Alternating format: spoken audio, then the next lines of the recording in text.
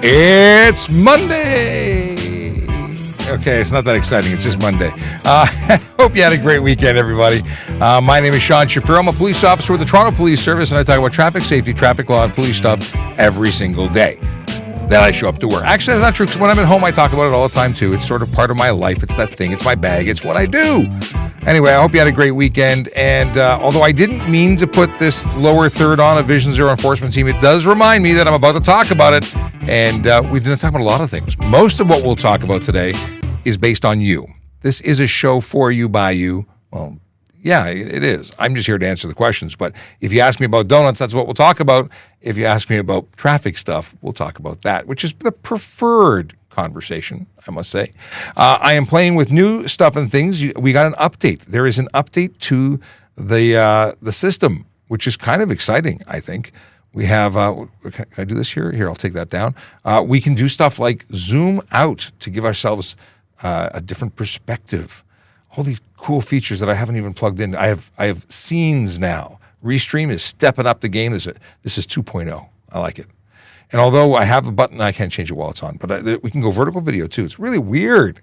Anyway, before we get into Vision Zero, just a note that we have someone who left a message like yesterday morning when I programmed this. I can't believe it. You can send messages once it's programmed. So at 9:51 in the morning, they put them in a message talking about saying they want to be applying for a police special constable or a parking enforcement officer. Anyway, we'll talk about that in a little bit. We have Tian who says, good morning, Sean. Stephen Bell who says, good morning, Sean. We have a good morning, Sean, from Paul. We've got Randy McNaught who says, good morning, Sir Sean. Hope you had a great weekend. I most certainly did. Thank you for asking. And, of course, we have a morning from Big Jeff Fresh. We haven't had any messages come through on TikTok yet. I'm hoping that that's all working properly. Oh, we just saw Emma come in with a good morning. But it hasn't flagged over yet. And I don't know if it's going to. I don't know. Let's see what happens. Now, I had a good 1 hour long conversation with the fine folks at Restream trying to figure out the ins and outs of how it all works. And we're going to find out if we can make that work today, the way we want to anyway.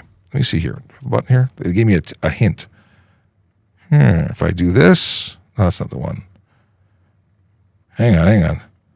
There we go. If I turn this off and then turn this on, apparently it makes things work better. Anyway, hi from New York. That's a comment from Ed McDuffrey. And Waddell Engineering says, good morning. Good morning to everybody. So great to have you here. Okay. I've got some tips and tricks and things that I'm going to try and employ to make everything work better. But if it's not working for you and you want to get the proper feed, well, then jump over to TrafficCop.ca.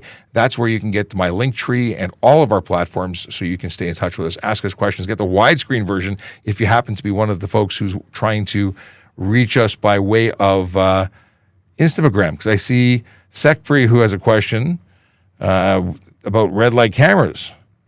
We'll talk about that in a second, too. Neha, good morning to you. Long time no talk. Hope you're doing well. Trevor Leahy says, he wants to know about the lack of respect that police receive. I don't know if that's a regular thing, if it's always or sometimes, but obviously we'll talk about that. Okay. I'll put that in the queue. And questions about posting TikToks while driving. Definitely talk about that. Just cutting and pasting because we have no moderator today, and it doesn't look like our link to TikTok's working, which stinks.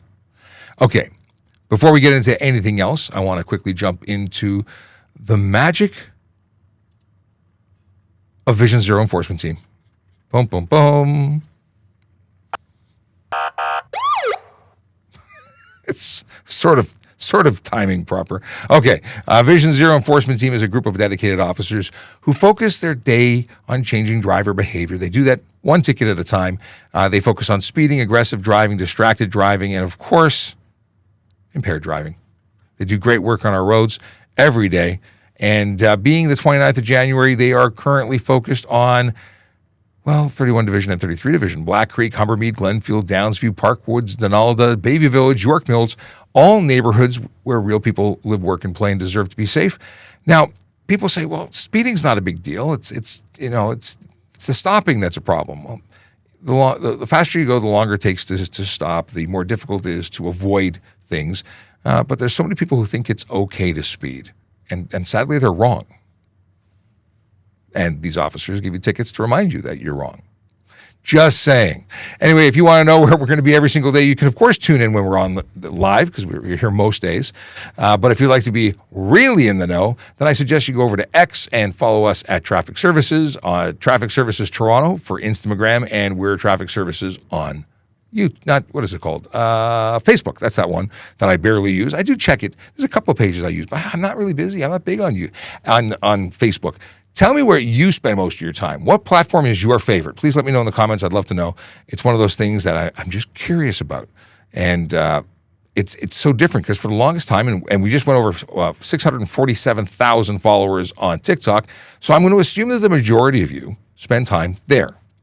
Just to call it a hunch. It's just, it's my guess. Sorry, stand by. No, that's not where I want to be. Settings, go back, main menu. For some reason. Oh, there we go. Now I'm seeing some things. I'm seeing some stuff and things. Okay, which one do we start with? Where do we go? Hang on. I should change the background too. If you're watching, we're currently broadcasting on TikTok, YouTube, Twitch, LinkedIn, Facebook, Instagram, Kick, and X, which was the platform formerly known as Twitter. And we can get questions from Twitter now. If you're watching us live on Twitter, know that we'll hear you if you make comments in the chat. So please do that because we want to hear from you. That's what we're here for. If you're on Instagram and you're not getting the attention you think, or you'd like to see the wide angle view, I would suggest popping over to the other platform. The other platform being YouTube. Go to youtube.TrafficCop.ca or take your pick by going to TrafficCop.ca where we have everything linked in. Oh, LinkedIn too. You can go to my LinkedIn page. If you want to watch us after that's the wrong button. Hey, that's the right one. The other one was set up for Aaron Urquhart, who is not here today. But if you want to, if you want to listen to us while you're driving, well, listening to us with video playing is illegal. But listening to us on podcast version is totally legal, because you're only listening to us. We upload these to Spotify, which then distributes them to Apple Podcasts, iHeartRadio, and the like. You can download, synchronize. You can listen to hours and hours of our content, all by synchronizing so you're not burning your data and not breaking the law, which is the better way to play. Okay, back into the chat. I still don't see any comments coming from TikTok, so that stinks. I do see TikTok. I just don't see TikTok showing up in the magical window that I want it to be in. Trying to reload. Does it make a difference? Yeah. Okay, I see it there too. Anyway, moving on, we'll do our best. I can't make any promises, but we'll be flagging all questions that come in so I can try and get to you. So let's start with the one that was actually the first one that came in days before everybody else. Anch G says, I want to apply for PEO or Special Constable, but there's no option to apply. Is there any date when they're going to hire people? So I would suggest, and I mentioned this in the comments, to go to tps.ca/careers. Here's my response when they asked the question, because I was there. You can talk to a recruiter. Now, they know when they're going to post options or opportunities again, but it happens on a regular basis. So if like PC, you can go make the application from the specific page. Actually, I want to make sure that there's no link to hire. No, there's no link to hire. They were on the money. There's no link. So yeah, reach out to a recruiter. And why is it that you don't want to go PC? Why Special Constable versus Police Constable? Because we're definitely hiring police constables. So just saying, consider your options. Now we've got greetings and salutations from the Traffic Management Center. And Akela's meeting was canceled, which is awesome. We have Akela Draconis, who has given us a joke, and Stephen Bell, who says, thanks you all first responders for putting your life on the line for us each and every day, 24/7, 365. Well, thank you very much. I will pass it along. I risk paper cuts in my office. That's pretty much the level of my risk at this point. But the people who are out on the road, making the roads safe and keeping you safe in the cities across Canada and around the world, really, I'll pass it along to all those I meet. Stephen Bell says so. Got a Yogi Berra quote. Cool. And just a reminder, if you're asking questions, please make sure you put a letter Q so I can identify those questions as opposed to simply, banter. I'm going to close this window. At some point, we'll come back and talk about employment and things you can do to apply, because we're always looking for good people. And we'll talk more about that. We're always looking for good people. We're hiring. Yeah, we'll talk about that soon. Brandon says, good morning, Sean and everyone. For those that complain about quotas, the only police force that has ticket quotas are the Hazard County by Sheriff Roscoe P. Coltrane. Is it Coltrane? I didn't realize that. I always heard him say Roscoe P. Coltrane. Now that you're saying writing Coltrane, maybe that's what it is. Wow, I learned something. My whole life I thought it was Coltrane, but whatever. Did you watch Dukes of Hazzard? I certainly did. Okay, we've got a question from Brandon. My uncle and the NYPD had courtesy cards that they hand out to friends and relatives, like a get-out-of-jail-free card that I don't really agree with. Does TPS have these? No, we do not. I know that people wanted to have them. They thought it was a great thing to do, but it's not something we've ever done. And for that reason, people get weird about it. I don't think anyone would appreciate that. And I know that from talking to friends who, like, I've been given that card when I was in New York. What happens is I think you get into trouble, you give that card, that person then calls that officer who issued the card. It's a sticky business. It could get, I understand being uncomfortable. And what am I going to do? Someone calls and did something really stupid, but then hands in my card, my courtesy card. If it's from the chief, maybe I get it. But anyway, moving along. Michael H. says, once on a Friday afternoon, I left comments for the following Monday. Oh, in terms of getting him in early? Yeah, when I'm actually ahead of the game and programming, like scheduling it, because it has to be scheduled in advance in order for that to be functional. But, that's getting ahead of things, like, for real. Any more thoughts on co-host guests from other police agencies across Canada to join in and answer some of their traffic laws? Lots of things in the works. Brooks, Alberta, I've been reaching out. Our friend Logan has been promoted, and he's trying to get everything in order before he comes and joins us again. But he represents a traffic enforcement person in Alberta. So there's our Alberta law counted for. We have friends in Edmonton, Alberta, who might also chat with us. But yeah, we've had OPP officers in Ontario. So that's kind of local, but absolutely open to having co-hosts from other agencies anytime. Would love to have them. Anyone who is a police officer from another agency anywhere in North America, anywhere in the world, really, I'd love to chat with you, because we've done stuff. I had someone from London City Police. I've had a copper from Washington State join me in studio. We've done a bunch of things, so always open to that. I think it's a great idea. So let me know if you got someone you think should be on there. If there's a police service that is in your community, but you'd love to have them on our show, have them reach out to me. TrafficCop.ca. There's a submission form. Okay. Let's get back to this one. So Trevor asked, what are your thoughts on the lack of respect the police are given nowadays? I think it's a problem, obviously. I think that there used to be a healthy amount of respect and or fear of the police, and people did the right thing because they didn't want the ticket. They were fearful of being arrested or for breaking the law. And I think a lot of people, after watching a lot of YouTube, think that they can get away with anything, and they do a lot of unlawful things. It's unfortunate. It's unfortunate. I don't think fear is important, but respect, I think, is a good thing. Appreciation is a good thing. But the vast majority of people do appreciate the police and realize that we're there to help. There's always the few that are loud, who don't like the police and give the impression that everyone's against us. I don't think that's the case. But there is a sentiment that there is less respect, which is unfortunate. What's this? Oh, we touched on this earlier. I was watching someone post a live video on TikTok while driving. Is this legal? No, it's not. Using your phone while driving would constitute distracted driving. You'd be subject to a ticket for $615, 3 days suspension, 3 demerit points. And that's a lot of money, right? I think it's a lot of money. Now, if the passenger was filming them on TikTok and the driver didn't have a screen visible to them and the camera lens was the only thing they saw, that wouldn't be illegal. But the fact is the majority of people doing this are live streaming, reading comments, and that's absolutely not permitted. Okay, tagging a couple things. I see some stuff has come in from Kick. Amelia says, hey. We'll come back to that. Scrolling through. See, there we go. Amelia Watson. I love that whenever I get a hey on Kick, it's someone advertising saying that they want to do graphic design. We don't need any graphic design. Much appreciated, though. Slaney says, question, is there a specific amount of time I need to wait before getting my DZ after getting a G? Sergeant, do you know the answer to this question? Maybe. Is there a specific amount of time that you have to wait after having had your G before you can apply for a DZ?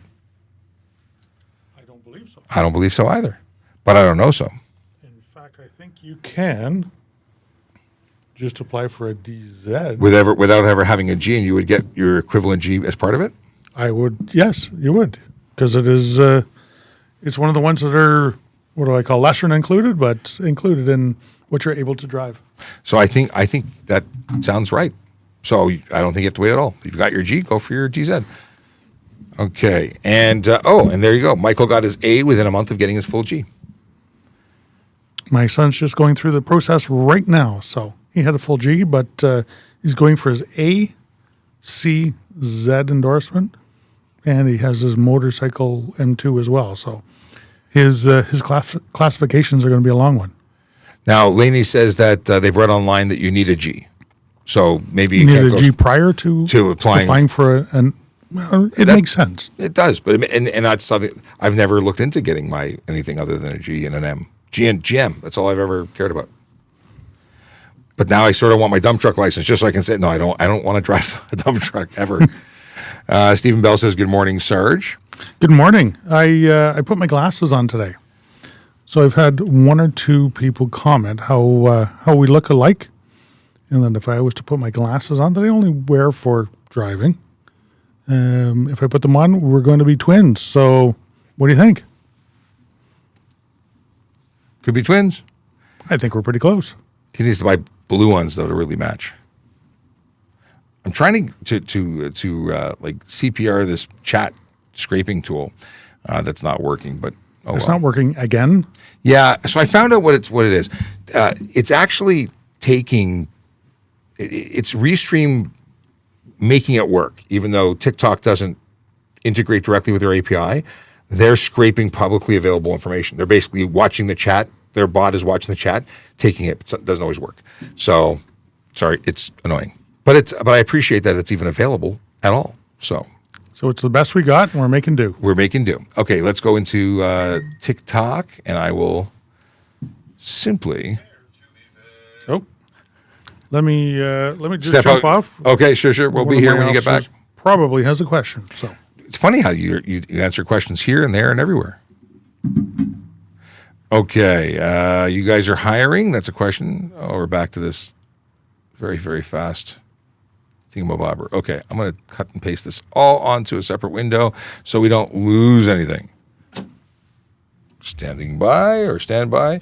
But I'm all this new technology, all these new options. I love it, but it doesn't always work, which is really frustrating because all I want to do is answer your questions. And sometimes I can really, really smoothly because everything works so nicely. And then some days I have this suboptimal experience, which is what we're having right now. Now, I can tell you that if you're trying to get questions answered and it's not working because it's not working from TikTok, you can go to TrafficCop.ca or YouTube.TrafficCop.ca and go to our YouTube page. And it will work because that's like a solid platform. And TikTok's great, don't get me wrong. But YouTube just it's integrating with us properly. All right. Even my Word is crashing. Come on. What's going on? Here we go. It woke up. Okay. What's on the G test? AS wants to know. I'll put that on the screen. It is, I don't know. I don't know is because I've never done it. I did my G test back before there was a graduated license. So I had done my 365, which I had for about a month, and then I did my road test. What little I do know is that the G1 is all written. The G2 handles, actually, I can't even go through. I don't know anymore. I was going to start going through the stuff that I do know, but it's, you know what the truth is? The best thing to do is go and check out the drivetest.ca website for all that information. Yeah, I don't do the getting your license stuff. I do the other stuff. What is this? If I claim single on my taxes, but I have a common law partner, would it affect my hiring process? Rashad wants to know. Again, I don't know. That's one of those things that, like, are you in a relationship together? Are you planning? Like, I don't know how that affects. I don't know if that has anything to do with the process, but I can tell you that the people who do know are the folks at our employment unit. I don't think it would affect you, but I don't know for certain. Seagard wants to know, can you wear AirPods while driving? And the answer is, in Ontario, yes, you can. And it really blows people's minds that you can do that, because you don't need you don't need to be hearing. You don't have to have hearing. You can be deaf and drive a vehicle in Ontario. And I would imagine in most places. But other provinces say that you can only cover one ear. So know about the jurisdiction. Know the jurisdiction you're driving in, because the rules will change. Okay, Michael says G2 to G have driving on the test. G has controlled access highway. And I guess they're still doing a modified test where you don't do parallel parking on the G test, because you do it as a G2, I think. But I'm sure there are many people who have gone through the process more recently than I have to be able to speak to this. Do you know what's on the G test? I don't know. I know that there was a modification because of COVID to try and get caught up with a backlog. That G tests were being, they're abbreviated tests, so a little shorter to make it, they could fit more people in. I don't know if they're still going on with that or not. So I don't know. Maybe we can look into that. We'll have to look into it. Now that two people have asked that similar question. What is the consequence of not having a front plate on your vehicle? Mr. Slash 128 wants to know. Well, the consequences would be you would get a ticket for $110. That's where it's, yeah. Unless you're from out of province and you're not issued one. Right. That would be different. But yeah, that's pretty much the consequence. Now, some people are putting them in the inside of their front windshield.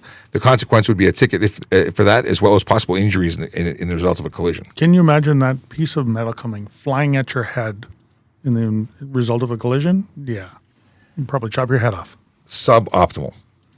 Can a parking enforcement officer make an arrest? Depends. See, a parking enforcement officer, although not a police constable or special constable for the purposes of enforcement or under the Criminal Code of Canada, they do have citizens' powers of arrest, just like anyone anywhere does. Right, and they are a peace officer for the purposes of the bylaws, and the bylaws only. So you get your power for the purpose of which you're out there for. And is a parking enforcement officer a police officer? No, they're absolutely not. But they do have the power to enforce certain type of infractions. Our guys are bylaws. Yeah. Some townships have a provincial offences officer that deals with building code and parking and other statutes as well. So can they make an arrest in certain circumstances as long as they know what they're doing, just like anybody else can? Yes, but very, very special circumstances. And it's not something we would suggest, for anyone to do. Citizens' arrests are a great tool, and if misused or even used slightly off, you could be very liable for what happens next. Yes, both criminally and civilly as well. Yeah. So. Yeah, I mean, I remember there was a store owner who arrested or then bound somebody and held them until police got. It was a big mess. Lots of lawsuit stuff, charges laid, bad stuff. Calling police is your best option, and being a great witness. But if you want to arrest someone, they might fight you. If you're not ready for a punch in the nose, you may not want to try and arrest somebody. Yes, absolutely. For your own safety. Sometimes people don't want to go. Oddly enough, as soon as they click, well, they wouldn't have handcuffs, but everyone's great until the handcuffs come out, and then everything goes south. Yes. Gary wants to know if we're hiring. We are. Lots of people for lots of jobs in lots of areas with lots of expertise. Do you have the... What a great segue into discussing employment. TPS.ca/careers. /careers, yes. Oh, sorry. And we can talk about that right now. So if you're looking to become a police constable, going to www.tps.ca is the website. Look at this. I'll put it on screen because I think I have it right. There we go.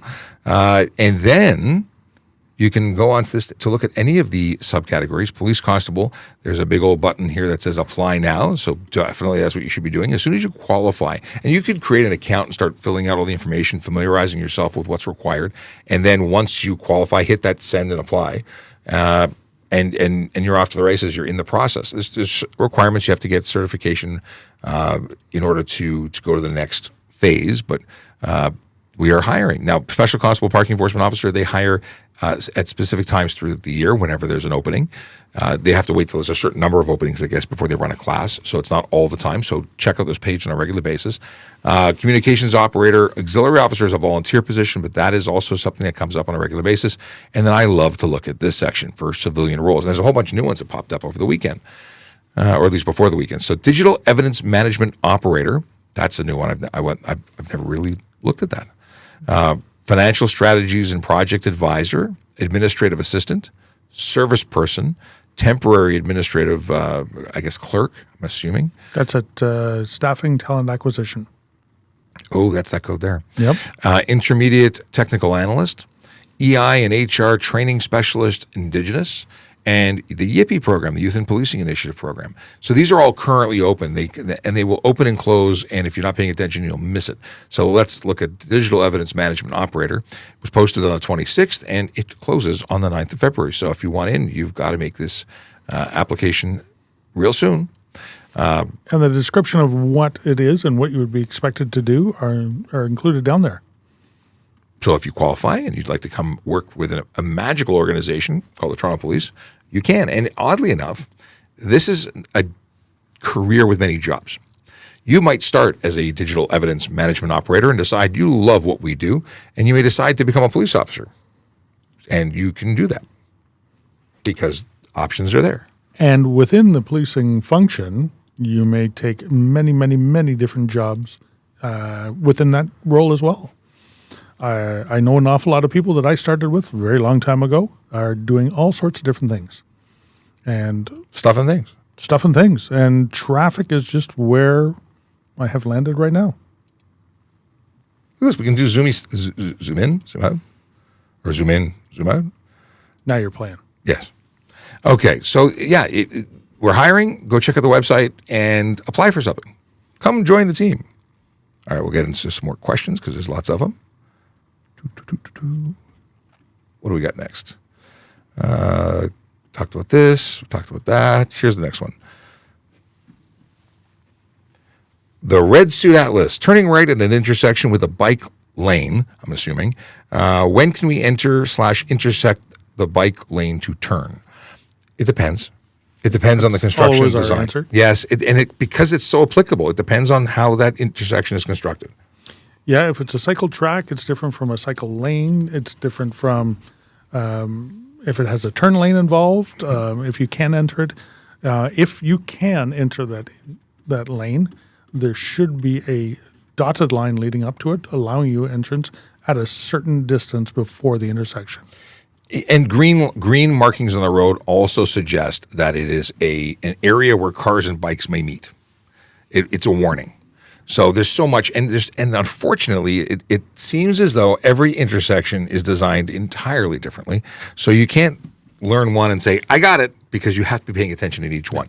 But the big thing to understand is that if a vehicle is slowing to turn, a bicycle who is coming up on the right should either be slowing and anticipating that vehicle is going to be turning, and or passing that vehicle on the left to the left and not barreling through. But in some intersections where it's a divided and cycle track, where there's barriers, well, they have their own lane, and the vehicle turning in front of that lane has to ensure that they're not going to cause an injury or cause a collision. So there's so much going on. So the thing is, use caution, make sure it's safe to turn prior to turning. And common sense. You know what? If everybody used common sense, no crashes would happen. I buy that. Amazon Get says, our police officer allowed to drive a police car and use their personal cell phone. So we're issued cell phones. We are permitted to use handheld communication devices, police radios, police computers. We can for police purposes, for lawful execution of our duty. Calling to order pizza is a no-no. Yes, and that's where me as a supervisor would have the opportunity to review some in-car camera and body camera footage And if they are not conducting themselves in the proper way, that is a negative documentation they may receive from me or a ticket. Yeah, it's, the thing is that we often use our connected devices because we need to get information in order to do our job. And unfortunately, the public sees it as, they're just on their phone. Yep. And perception is not always an accurate depiction of what's actually happening. And you know what? We recognize that by allowing emergency services to use it is an increased risk for everybody involved, including the officers or the emergency services personnel. But that increased risk has to be balanced with the risk of not doing anything in an emergency situation. So there you go. Yes. Is it allowed? Yes. Is it recommended? No. And are you held to account if you're doing it wrong? We're responsible for everything. Seagard says, are those LED kits for inside the vehicle legal? I see them a lot in stores. So this is the ones that cause the inside of the vehicle to glow. My vehicle has floor footwell lighting that's stock. I can change the color of the lights. But the ones that disco lights inside the car, depends. Are you projecting it outside of the vehicle? That would be my first thing to say. Yeah. On the inside, yep, you can have a light on the inside of your car. No problem at all. Are you projecting light forward? If you have a red light in your car, for example, are you projecting that forward? Can it be seen forward? And if so, there could be a ticket for it. So the answer, like most times, is depends. I think that's always our answer. And that because there's always room for interpretation, there's always room for circumstances, and depends. Sarge, just wondering if there's a specific license for being a tow truck operator. There is, but currently it is not going to be enforced until July 1st of this year. So they call it a tow driver certificate. This is the new license that's being implemented by the province. Within 3 years, you're going to have to actually complete a safety course or a tow truck operator safety course to be able to keep your certificate. The reason is the reason we don't have it in effect right now is the province wasn't able to keep up with the demand of all the people applying. So it does not go into effect until July the 1st. Now, trucks, what's called the operator certificate, all trucks have to have an operator certificate right now. The penalty for not having those certificates, either the truck or the driver at the appropriate time after July, would be I think it's a $350 ticket and a 7-day vehicle impoundment, which is huge. Lots of money there. So you don't want your tow truck being towed away by another tow truck to stay in their pound. So. Yeah. Yeah. You weren't even listening, were you? Not at all.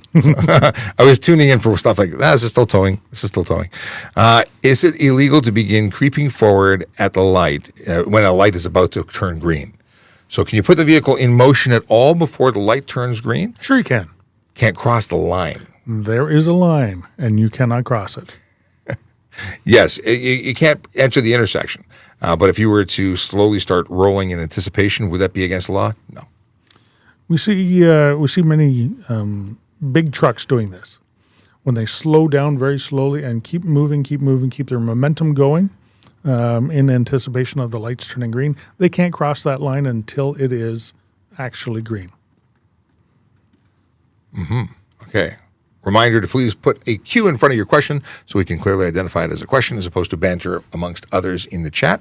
Banter. I like banter. Steve was replying to something, but I don't know what he was replying to. How strict are y'all on plate covers? Y'all be strict on it. The fact is that while it's an offense and if we can't read the plate, it is a reason without question for us to have a conversation. The truth is we focus on the stuff that is most important first. So we're looking for speeding, distracted driving, aggressive driving, impaired driving, because that's the stuff that leads to injury and death more often than not. Plate covers, if I see it and I don't see anything else at the moment, that's the thing I'm going to deal with. And it's in front of me, I'm going to deal with it, and I'm going to give you a ticket. We understand that you want to protect your plate, keep your car looking nice. We understand that the plates are subject to discoloration and peeling and stuff like that. And we understand the want to do it. Is it lawful? No. If you have a tinted plate cover on, I guarantee you're getting stopped, they're getting seized, and you're getting a ticket for it. Because there's only one reason to tint your plate is to stop people or cameras from seeing it. Now, some people just want to look cool and It's not not be cool. seen. Now, there's nothing cool about it. And so the clear ones I've never had an issue with. It's only if it obscures the plate that I've personally taken offense to, even though the fact is that all of them are illegal. Yep. The ones that you get from a dealership, you know, they're advertising that they put around the plate, also unlawful to have in your car. So are they paying for you to advertise? Because if they are, hopefully they'll cover your $110 ticket. Each time you're pulled over. Yeah. And Exactly. again, as long as it's not covering any portion, most coppers don't have a problem with it. Just know that it's illegal and you're eligible for a ticket, even if you've gotten away with it in the last 3 times you got pulled over. Right. Okay. Question is, at what age to sit in the front seat? For kids, well, there's no law preventing kids from sitting in the front seat. The law governs whether or not they need a child safety restraint. There is a suggestion from professionals, however, and that is backseat until 14 years old. That would be the suggestion. Yeah. But there is no specific law that stops it. Now, use some common sense. This back seat is the most safest, and if you care enough for your children, that's probably the best place for them. If you have a 2-seater car, then you have no other option. Most cars now, especially the newer ones, will have a passenger seat airbag switch to turn it on and off. I thought they got rid of those. I think now it's based on sensor only, that you can't disable it otherwise. I think that changed in the U.S., so it changed for everybody. Really, it's a weight sensitive. Now it's weight sensitive, so your mileage may vary. But airbags are the issue, so backseat, I would suggest put your front seat as far back as possible if they're going to be sitting there. And that goes for anyone who's sitting there that's smaller framed, really. Just because the airbag works in conjunction with seatbelts, small frame people could be injured by the deployment of an airbag. I've seen people who are so close to the steering wheel that they are going to be injured just by that, because they're on it. There's like 3 inches and they're driving. Right. There's not enough space in between the steering wheel and the seat back to be able to allow for the deployment. Sadly, not every vehicle has adjustable pedals, but adjustable pedals would be a reason or a way to help you stay away from the seatbelt, or not seatbelt, but steering wheel, because shorter people need assistance in that regard. Yep. Can an Uber driver, where's my trackball? Here we go. Can an Uber driver pick up 4 riders? If his vehicle is made to seat 5, then you are good. You have to have a seatbelt and seat available for each passenger. And they are not exempt from carrying children without a car seat, like a taxi would be or a bus would be. So they have to have, if you're taking a child that requires a car seat, that child must be in a car seat, or the driver gets a ticket. I was under the impression they had a policy not to pick up any children. Yeah, I don't know. So, sorry, I missed that. I squirreled. I was reading the next question there. Talking about a child seat? Yes, child seats are required in Ubers In and an Uber, Lyfts. but not in a taxi. Right. Right. Sorry, I was thinking of It's okay. something else. We do the same thing. It's hard to read and comprehend simultaneously, at least the audible stuff. Reading and comprehending what you're reading, important though. Yes. If I have an eye problem and I need darker tint because my prescription is that allowed. Not here, not in Ontario. There's no exemption for illegal tint. Once it's past the point of what's legal, it's illegal regardless of your eye problems. There are, however, options. Sunglasses are a good one. Yep. If you don't like sunglasses or there's a problem that does not have coverage, you can get full visors. You can get the ones that go over the whole glasses and you look like you should be somewhere in Fort Lauderdale on the beach going for the early dinners. Yep. $3 buffet, 3 o'clock buffet. But yeah, there are options. There's even, but tint isn't one of them. Dark tinted windows are remaining illegal. Other provinces, other states might allow exemptions, but we don't. Is it illegal to have to leave a vehicle running all night?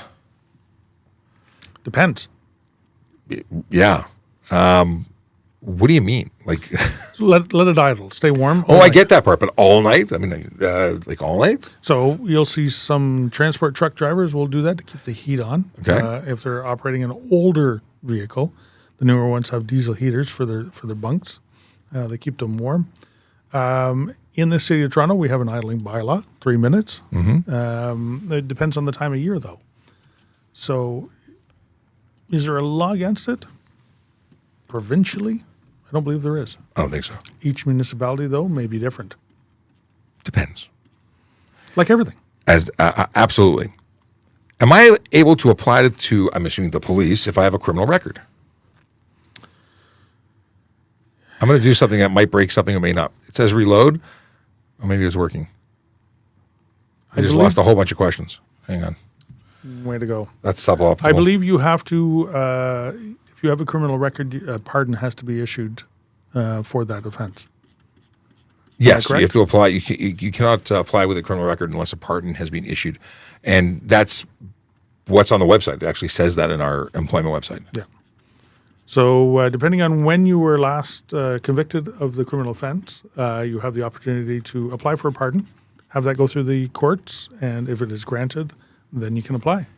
Just a reminder to anybody on TikTok, I'm running off questions that have already been asked on TikTok. I see there's 61 new ones. I haven't even seen those.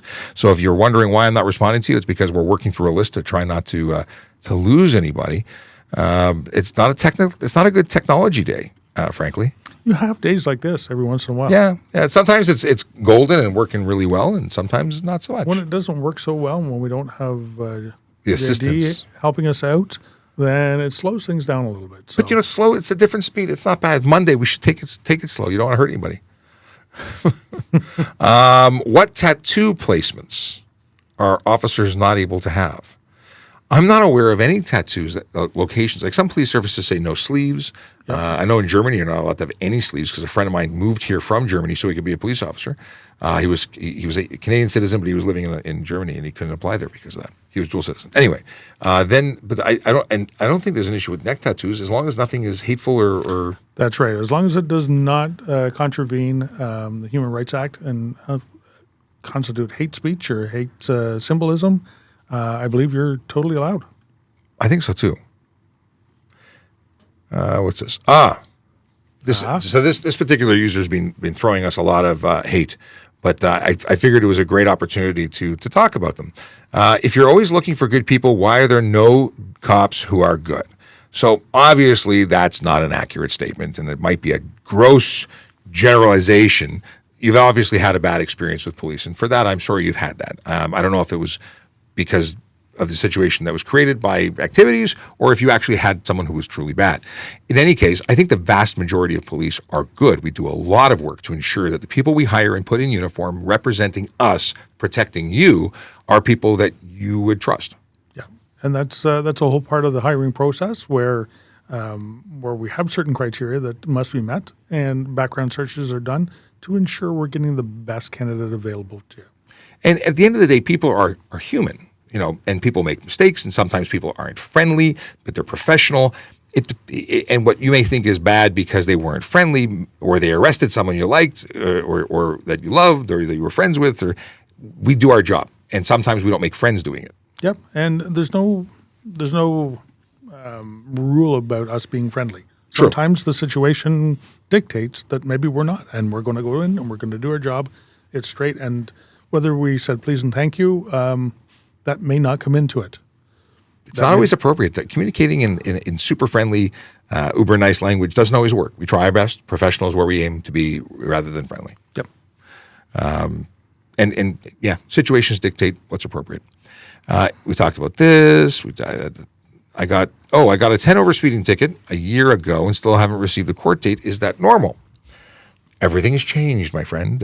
Since COVID, there's been backups and slowdowns, and I don't know what the appropriate time frame until you've got. I mean, it used to be, was it 12 months or 24 months or 18 months or how many months for the processing of tickets and court dates and reasonable trial? Yeah, the reasonable trial amount, I think, for an 11B charter, human rights charter application for dismissal was, I believe, 18 months at some point. That was before COVID.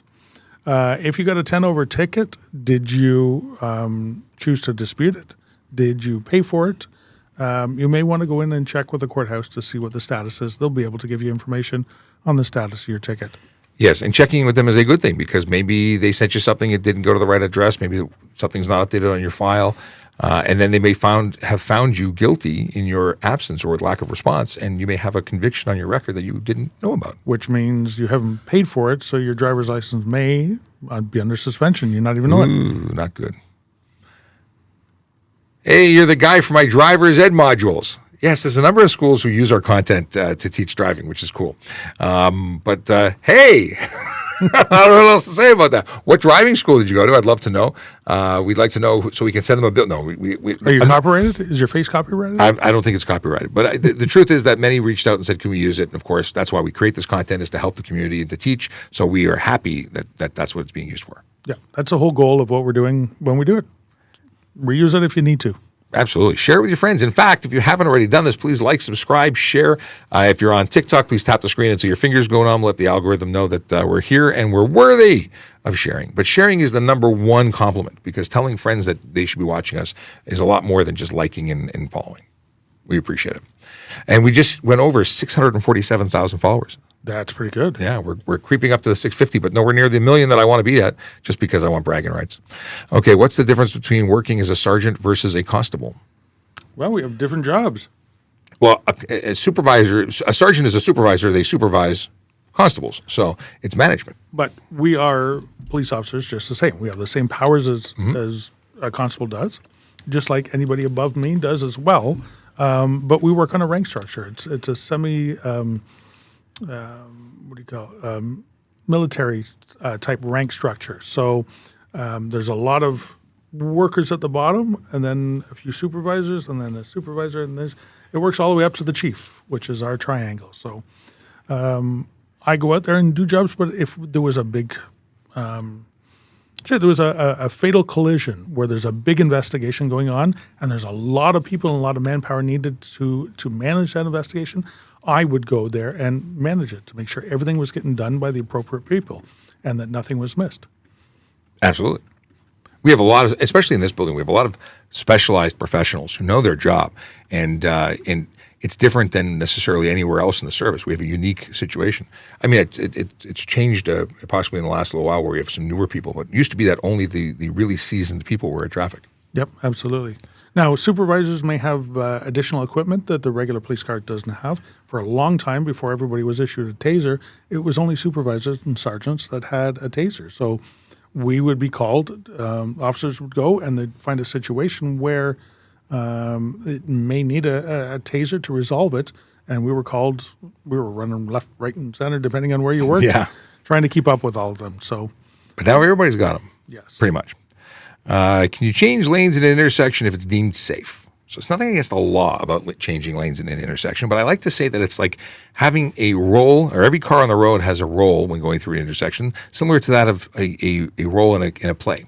Everyone assumes that the characters are going to do what's expected of them, and if they deviate from the script, well, bad things happen. So if you're going through an intersection in lane 1, the centermost lane, and you decide to change into lane 2, and someone's making a right turn, and they expect lane 1 to stay in lane 1, and that their lane is clear, you have an earth-shattering kaboom, and then bad things happen. Now, that doesn't make you the most liable person. The person making the right turn is most liable, but you can be safer by waiting, and unless it's absolutely necessary, we don't suggest it. Right. So in a situation like that, the person making the right turn is responsible for it, but if you're making a lane change, you may end up having a really, really bad day because your car is wrecked and you may be hurt. So the best thing to do is to avoid all that is to do what everybody expects you to do. Even though the person making the right turn on the red really shouldn't be doing that. Yeah. Do you need to be bald to be a police officer? No, Dylan wants to know. It's at least if you want to be good at it. Wow, yeah. It allows so many options, like saving on haircuts. There's bonuses. We actually make more money by the lack of spending on haircuts. So there is appearance criteria that we have to adhere to within the Toronto Police. Mm-hmm. Bald is just the easiest way to comply with it. Because you have to have neat and be neat and tidy and maintain standards. And you know what? Truth be told, we don't have any options. It's just better this way.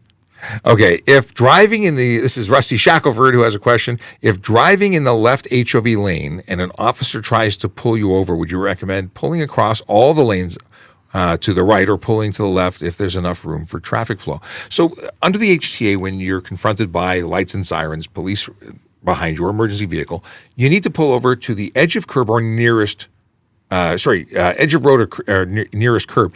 And that would be, in this case, the left in most situations. So only on a divided highway or a one-way road. If it is a two-way road, you have to pull to the right. Yes.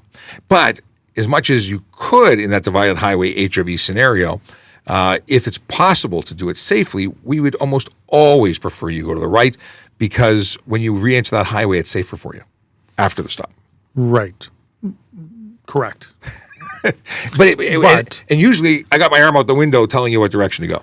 But can you, on a divided highway, and you're talking the HOV lane on probably one of the expressways, can you pull to the left if there's a shoulder there? Yes, you can. And you know what? Sometimes, I'm going to say it may be even easier to pull off that way first than crossing 6 lanes. Oh, yes. Well, and that's why I say if it can be done safely. And the majority of time, it's not going to be safe. You're in the HOV lane because you're avoiding all the traffic in the right. So you're going to have a situation if you're trying to go the other way. Is the training as intense as RCMP training at Depot? That's for Toronto Police. I can't compare it to Depot because I've never been. Right. I don't know, but it is intense. At least it was when I went through. You know what? We have a minimum standard in Canada that all police officers have to attain. And the Ontario Police College, Toronto Police College, even more so than the Ontario Police College. Is it intense? Yeah, but it's not outrageous. It's not, yes, we do drill, but it's not like the old movies with drill sergeants and yelling and screaming. And it's more like a police academy? Well... Police Academy is a different movie. If you've never seen it, you really are missing out. The best of the 80s had to offer. How can I legally store weed in my car? If it's sealed from the place of purchase, the legal place of purchase, sealed from factory essentially, it can be stored anywhere in the car. Once that seal is broken, however, it must be out of reach, similar to that of alcohol, out of reach of the driver. Yep. It's supposed to be in a bag, and I would say the trunk is the best place. So the two exemptions for it are in the trunk or in luggage. Isn't like a trunk, luggage trunk? Well, could be the trunk in your trunk. I'm just thinking about it's not junk in the trunk. It's. Yeah, I got it. Don't stop right there. Yeah. Is there anything saying you can't put a plow on your ATV and clear a path to the end of your road so the neighbor can get out? Yes. On a roadway, you can't operate your ATV. But on the very far right, if that is allowed in your municipality, that you can operate a plow on your road. Now, you're not paid to do it, and your municipality should be doing it. So, no, you can't plow the center of the roadway, even if it is helping people. Now, does it happen? Is there common sense? Yes, it does happen because sometimes the municipality takes a little while to do it. In the city of Toronto, absolutely not. No ATVs allowed anywhere in the city of Toronto unless it is for work purposes under jurisdiction for the municipality of which is responsible for the roadway. So you see these little vac ATVs or I don't even know what they're called. The go-karts, the vacuum go-karts? They're for roadway cleanup. They Yes. meet the criteria of an ATV. They're allowed to operate as long as they're for the purpose of cleaning up the roadway. There you go. The answer is that. The answer is hard to spit out, but we got it out there. Absolutely. Another person wants to know about our follicles. We talked about that. Is it legal for your third brake light to flash? So intermittent flashes of red light. Your turn signal is an intermittent flash of red light. So, but this is where I've come back to question whether or not flashing or is the strobe pattern intermittent, is on off intermittent. There's so many. I don't know. I've gone back and forth on this. The flash on. Do I think it's a good thing that it makes it more visible? I do. Does it make it legal? I don't know. So there is a section out there that says it's not allowed. Right. It's under the OREG, but I read it differently than some other people, and I say, well, a turn signal is a flashing red light. And if it's not amber, sometimes they're red. So I'm in it with you. So that's where I'm in conflict. Yes, you put your four-way flashers on. It is considered hazard lights, but there's intermittent flashes of red to the back. What we're talking about is, and you see them all the time. I think Subaru started it. Yes, the race light in the back, the bottom center of the grill. Yes, the rear and you grill. see many motorcycles with it as well. And now it's gone out to lots of people are retrofitting their cars with this. So the brake light comes on, it'll flash, flash, flash, flash, flash, trying to get your attention. I see such a benefit. There's so many people with their nose in their phone breaking the law. I like it, but I appreciate that if it. See, and this is where I come down to that signals and such are flashing is on off. The definition intended as intermittent or as a strobe pattern intermittent. Like I don't know for sure what they intended. Yes, I would delay the ticket. Are you eligible for a ticket? Yes, there is. Is it really clear? No, the law that they created isn't really clear for that. But I can tell you, if you're following somebody up in traffic, bumper to bumper traffic, and they have that strobe light on the back, it is ultra annoying. Oh, if it constantly? Oh, God, yeah. Every time they touch a brake. I get the bonus. I get the reason, but I also appreciate that it can be very annoying. And you went to the point where you still can't run into the back to try and break that light, but Get out and kick it. Zachary wants to know, if I go through a red light camera intersection while it's yellow and it turns red on me, is that a ticket? The answer is no. You had to have crossed the line when it was red. It had to have turned red prior to crossing the line. But you are eligible for a ticket from me, A police officer. because you can't go through an amber light either. That's right. A yellow and an amber light means stop unless it's unsafe to do so. Right. The automated the automated system doesn't pick it up because you have to cross the line once it's already red, and it starts counting a timer of how many seconds it had been red before you crossed. And all traffic lights have a minimum of a 4-second amber in the city of Toronto. Ooh. And if you are crossing the intersection and it turns red, that means you've had 4 seconds to bring your vehicle to a stop, which is ample enough time to do so, even at an 80 kilometer an hour If you're speed. doing the speed limit, you have more than enough time to stop appropriately, Absolutely. unless you've hit the point of no return, which would be impossible for anyone to stop safely. And I've never, ever lost a conviction in court when you're in the intersection and the light goes red, because that shows how much time you've had. Yeah, that's when you're To stop. accelerating to get through. That's right. Usually. Oh, I think I can make it. I think I Yeah, can. yeah, yeah. We'll speed up a little bit. Yeah. No. Jermaine says, do you get to choose your work schedule when you become a cop? For example, 7 on, 7 off, or 5 days on, 4 days off? It depends where you're working. For the longest time, we run a different shift schedule at traffic services than anybody else. We were on the old compressed, and now there's a 7 on, 7 off, and certain platoons or certain stations are running on a different schedule. So it all depends on where you work. Do you have a choice? No, but you can transfer to a different place to work there. Your work schedule is your work schedule. We have to have coverage 24/7, 365 days a week. So that's why there is a shift schedule to make sure that the coverage is always there. You can't just go, I don't feel like coming in today. Maybe I'll do this, I'll do that. I'll start later, I'll start earlier. Can't do that. No. It's a different kind of life when you show up. You know what time you need to be here, and you can't be late. I've heard that eating sushi rise your alcohol level. So I've heard that certain sauces can have enough alcohol in your mouth to create mouth alcohol, that if you were to then blow immediately into a device, it would read something. But I do not believe it raises your blood alcohol content unless it's got actual alcohol in it that you're ingesting and raising your levels with. Right. So if you were, consuming something that had alcohol in it, that would raise your blood alcohol, but it would be so small unless you are, drinking the sake that you soak your sushi in. But again, like chewing gum has sugar alcohol and could affect the reading, which is why we wait 15 minutes from you having anything before taking a test to ensure that it doesn't create mouth alcohol. We know that we're getting that sample from your breath. Right. My catalytic converter got stolen, and I cannot get a new one for a few months, so I put a pipe there so it's not loud. Is it still legal to drive? No. And huge fines. And I'm taking you off the road. $615 is the new one for modify. Now, you didn't do the modification, but you've since repaired it to the point where it's now a modification. So you can get an aftermarket catalytic converter and put that in place. They are much cheaper than the factory ones. I would imagine you're waiting for a factory one that comes from... Or financially waiting for one. It could be any other reason, but the fact is you can't drive with that one. No, it's not legal. absolutely not. Okay. Does the red light camera capture the front license plate or just the rear license plate? They are red light cameras in the city of Toronto, and I can't speak for anywhere else. It's mounted behind, so it's going to get your rear license plate. People often ask about the speed radar, the radar for Whether it's front or back, or my understanding, it's always back. But my understanding is depends on the municipality and how it's set up on the camera. It can go both ways.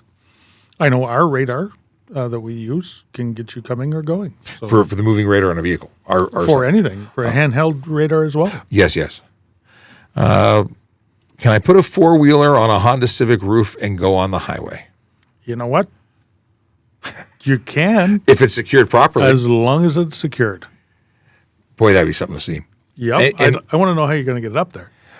And how you're not going to destroy the roof and possibly crush it depending on weight. Well, I guarantee you're going to crush it with the weight. But can you do it? Yep. Seen it done. There's videos out there of it being done. You have to have secure mounting points. That has to be secured down in all four directions. The straps have to be secure enough to hold the weight of the vehicle from moving in any direction at any time, including in a crash. So can you do it?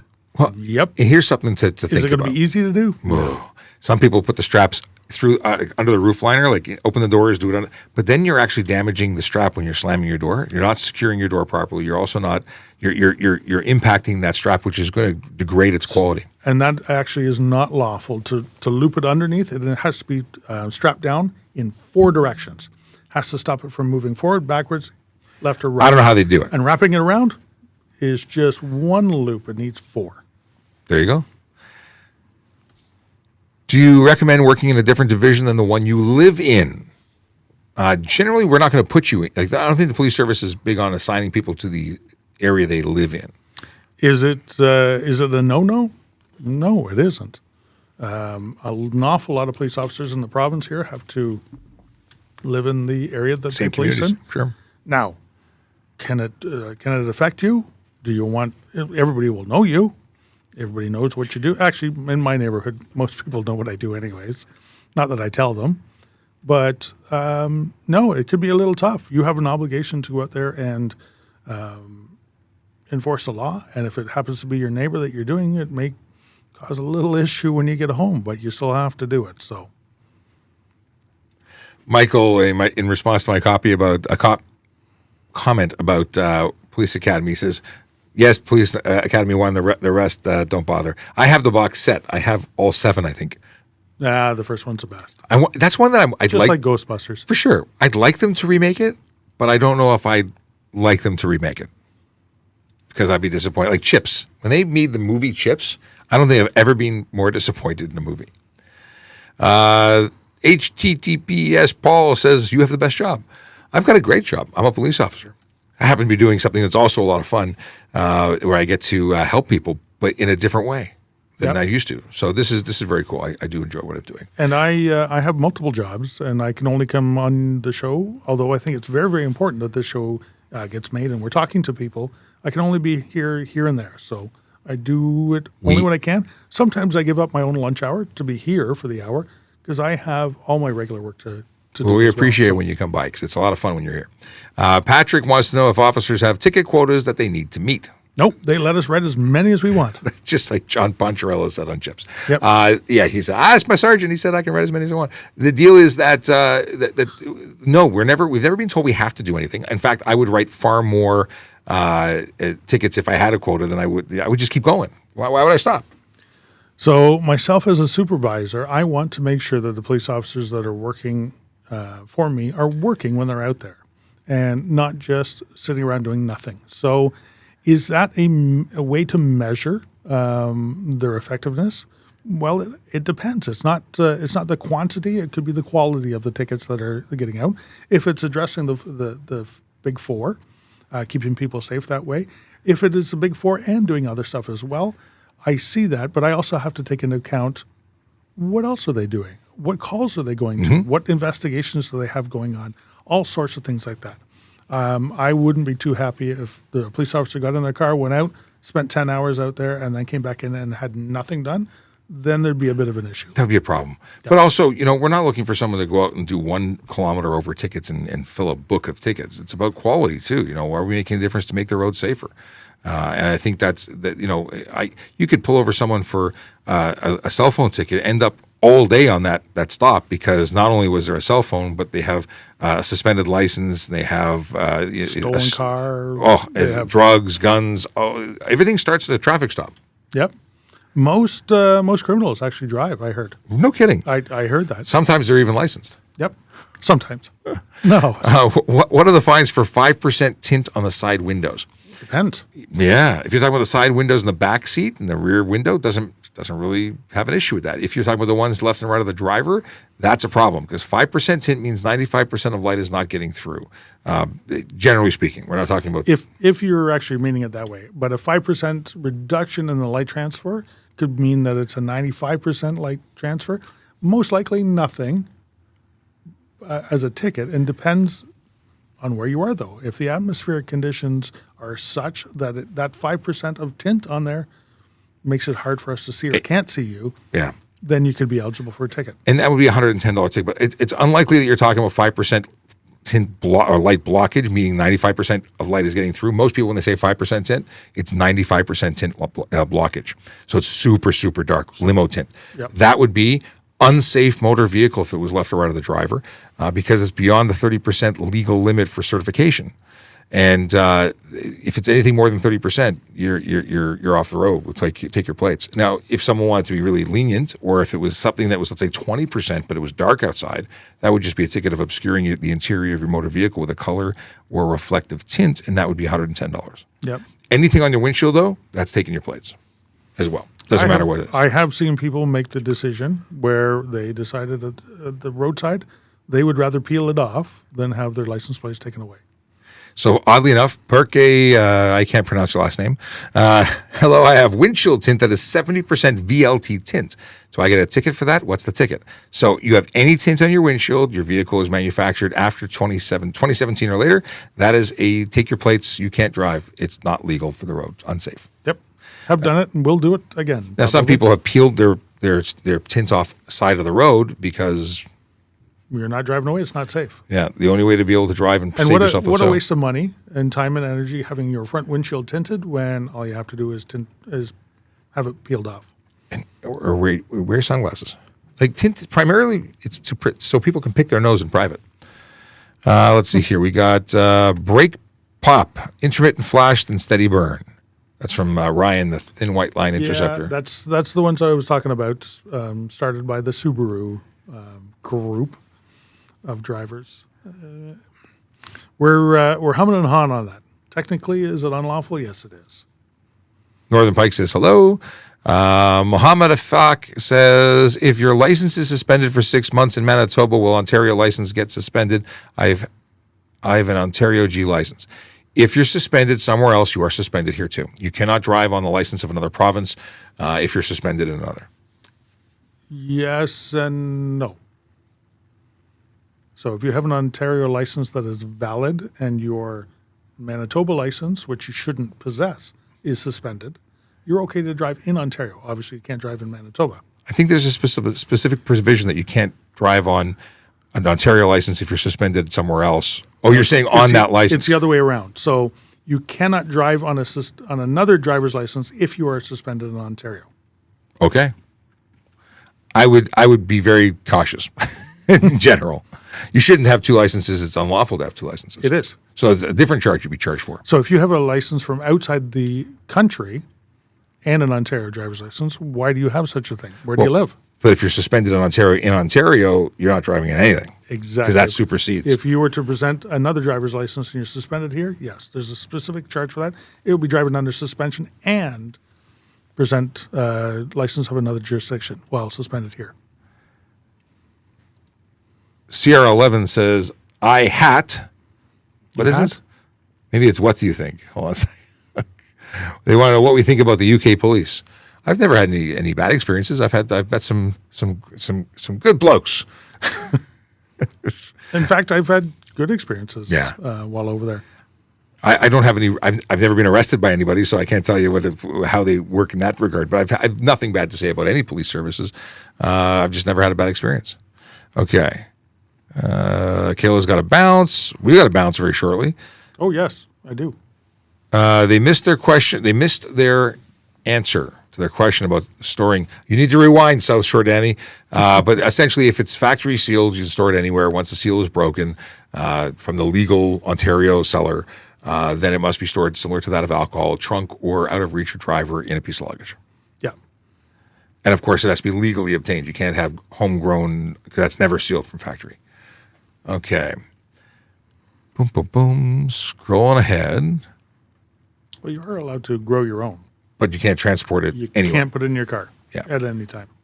Is it any time, or is it just stored in the back, just like any other purchased? Would it change? You can transport plants. I think I have to refresh my memory. And Yeah. Rusty Shackelford says, wouldn't make much sense to have automated enforcement get front plate if you're from a place like Quebec. Oh, okay, we're just having side conversations. Boom, boom, boom. John, frankly, is there any height restrictions for being a cop, or can you be as tall as 7 feet or as short as 5 feet? You can be any height, because we had a police officer here. They had to customize a car to accommodate him. I'm 6'5", and I fit in the current vehicles, but there was a guy over 7 feet, and they modified a car, and then he went to another police service. Yeah. Yeah. And we do have people that are short as well. Quite, yes. And they have to manually modify the car by pushing the seat really far forward. And we have adjustable pedals in our vehicles. Yeah. Fat Sack says, I genuinely want to know why having a modified exhaust is illegal. A lot of people enjoy them. And a lot of people don't. You beat me to it. It is amazing and how annoying what you like is not liked by others. Like, It's probably the number one citizen complaint everywhere is the noise of illegally modified cars. I hear people on the next main road going up and down all hours of the night, and they're just driving. It's not that they're racing. I hear them all night. So even though you enjoy them, they're unlawful, and the rest of the world doesn't like them. People work from home day and night. People have babies who sleep day and night. You are impacting their quality of life. And you're also damaging hearing at times. You can hurt someone's ears. What? And, what? What? Yeah. It's a real thing. If you're doing it on the racetrack, like I go to the racetrack, I put earplugs in my ears because I don't want to go deaf. But people with no license, with loud exhausts, can go play there. We were actually talking about it this morning. Sean had an inquiry from a citizen group about what we were doing to combat that, because it is such a hot topic. Absolutely. And I found out that the bylaw in Toronto has been modified. The motorcycle only bylaw is now a motor vehicle bylaw. Wow, that's awesome. And not only is it used to be for idling at 92 decibels, now it's anything 96 decibels. 92 still at idle, but 96 decibels if you're applying gas.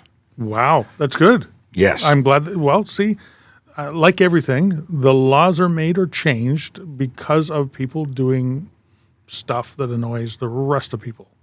So there's one where the law has actually changed to make it more restrictive because people are going so far the other way. Yeah, it's because someone's done something to cause an issue. Kevin says, don't forget my question.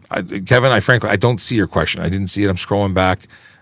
You may have missed a question, or I may have missed a question. Or it could have been during an error where we had some issues. Transfer over? Yeah. That's a YouTube question, so it should be here. But if you got a second, throw it up there again. We're trying. Hey. Want to join the live? No, he's good. How do you suggest preparing for police college besides physical fitness? Should you read up on the Criminal Code, Highway Traffic Act? Familiarizing yourself with that fun reading for nighttime is great, but they're going to teach you everything you need to know. I would suggest focusing on maintaining your physical, staying out of trouble, being healthy. You're going to need to be really physically ready for what's coming your way. Yep.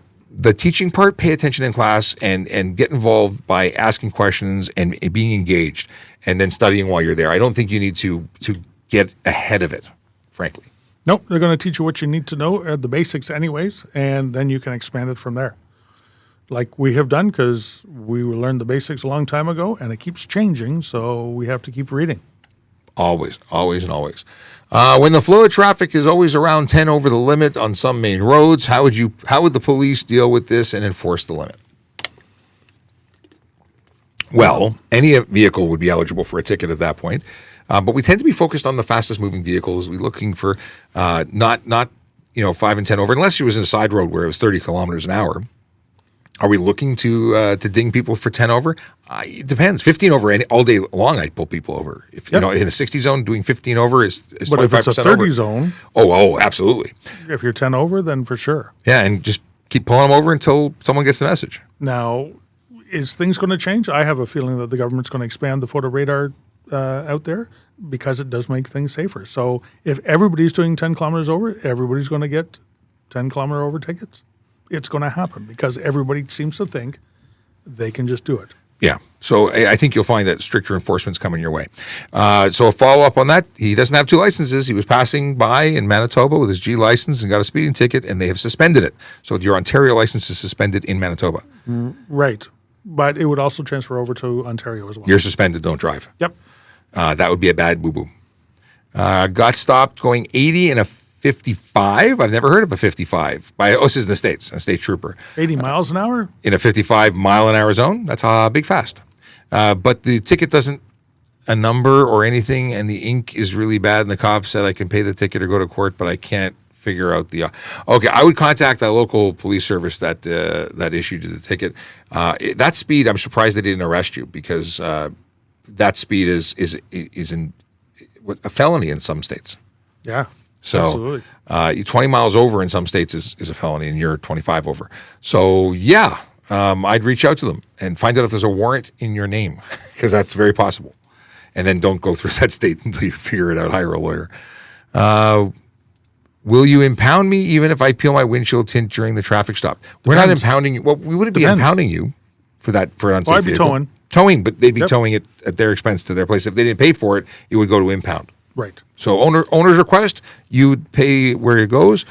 So it all depends. You may get the ticket anyways, but the officer may allow you to drive away from there with your ticket in hand if you make the car correct and continue on safely with that.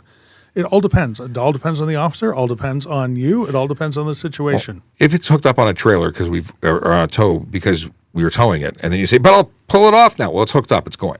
It's too late. Yeah. If you're saying, well, if I pull it, if you're reasonable and you say I'll correct it right now, I would have a difficulty justifying towing your vehicle if you've made it safe. And how about if you're willing to peel it off already? Well, peel it off, and then you don't have the problem. Nobody will stop you. It won't become an issue. Peel it off now before you get pulled over. Yes. Preventative medicine. What's the rules on green flashing lights? Green where? You mean green volunteer firefighter lights? Or green traffic signal flashing. We need to know. There's advanced green, which is to allow you knowing you can turn left before everybody else. Advanced green, or go straight on a green. But I think you're talking about volunteer firefighter. We don't have that here in Toronto, but in some jurisdictions, it is something that volunteer firefighters use to get courtesy. It doesn't give you any special privileges. You can't go through stop signs. You can't speed, but it is to suggest and ask everyone who's in front of you to get out of the way so you can go and respond. Which is probably better for the society as a whole if you let them get to their truck and their equipment to come out and save somebody. Could be your house. Could be your friend. Yeah. Question. Now we have manufacturers producing NG exhausts that go pop, pop, pop. The crackle is annoying too. An old thrush muffler still sounds good because it's not abused by the driver. So, excuse me. I love the old muscle cars. I think they sound great. And I don't think that the people drive them, even though they could produce a lot of noise. I don't think, in general, those more mature drivers are revving them up and causing the noise. But driver behavior tends to be the number one cause of these issues. So an old thrush muffler, I'm thinking you're talking about the red cherry bomb mufflers. That's actually in the legislation says that they're illegal. Not allowed at all. And yeah, they sound better than the newer pop, pop, pop ones. But it won't take long, and the new pop, pop, pop ones will be unlawful as well. Yeah. Because people are driving with it, and it's upsetting everybody. And if you're upsetting everybody, then they create a law for it. Now, Burke is peeling off the tint right now. That's a ticket saved. We're happy. And you know what? It makes you be able to see where you're going. Safety. which is kind of important. The goal. Nathaniel wants to know if it's okay. Okay, so what's the rules on color tint? None whatsoever. Or am I allowed to do colored on the back? So colored is anything, whether it's blue, pink, orange, green. It's about the amount of light that gets through. It's not the shade of the light or the color of the light. The only real restriction is reflective is prohibited for the ones for the front windows. Right. So nothing on the front window of any color unless your car was manufactured Baked into the glass. 2016 Oh, yes. and previous, and it goes up to the top strip. They used to sell, strips that you could put up there with your manufacturer of your car or your brand or whatever that. Yeah. As long as your car was manufactured. Camaro. Yes. Manufactured before 2016, and it is only down 3 inches.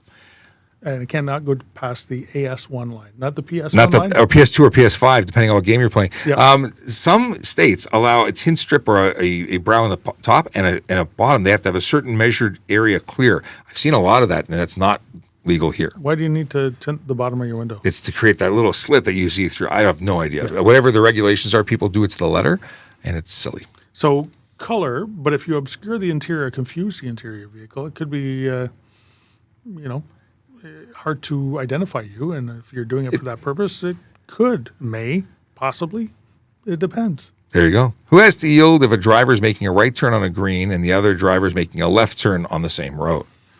So they both have green. So the traffic who is crossing over a live lane of traffic is the one more responsible. Anybody making a left turn crossing a travel lane of traffic can only do so when it is safe to do so. Right turn has the right of way. Right turn, the person making the left, absolutely, in all instances, can only proceed when it's safe to do so. So if there's a possibility that you can't do it safely, you're in the obligation that you have to stop and wait. I would love to keep going, but not only are the technical difficulties exhausting, we've only got 5 minutes till the half hour is up. So I'm gone 5 minutes ago? Probably now because I have something at 11:30. So. Okay, well, you get out of here. Thanks so much for hanging out with us. To everybody, we'll be back tomorrow from 10 to 11-ish, and we'll do it all over again. Don't forget your phone. We are here to answer traffic and police questions. Now, I do have a dad joke that I recognize here. Do you want the dad joke? Yeah, let's hear it. Okay. Akela says, why should you smear peanut butter on the highway? It's to go with the traffic jam.